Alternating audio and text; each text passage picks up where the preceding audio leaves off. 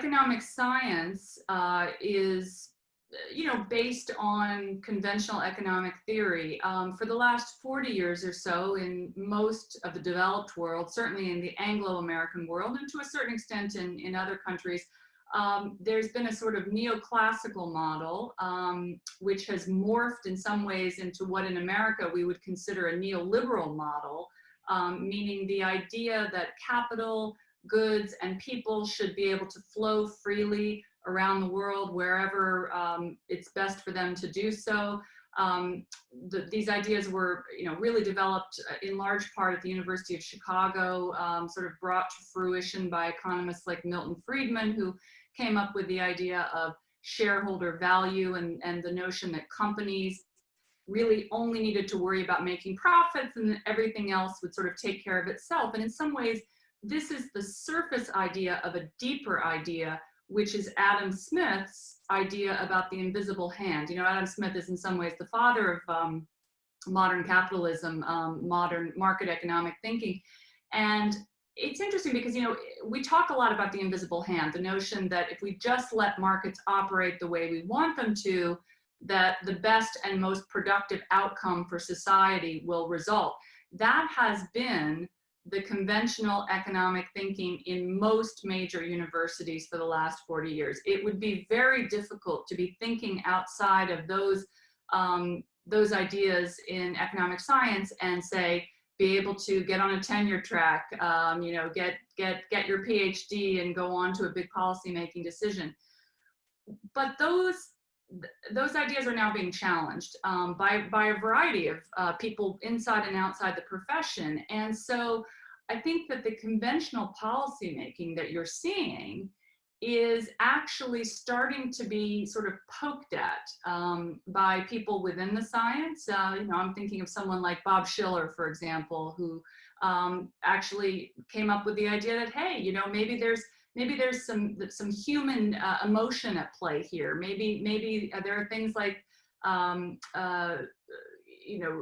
not the idea that we don't always make rational decisions. The idea that people are people and we live in messy biological systems. There's an entire arm, very interesting work being done at MIT around biological systems and how they might affect the way different actors represent themselves in the system. So yeah, I think policymaking is beginning to change, and it's always been somewhat different in different countries, that should be said.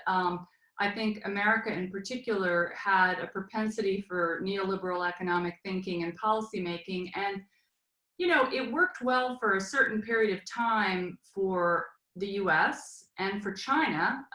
It didn't work so well for many other countries.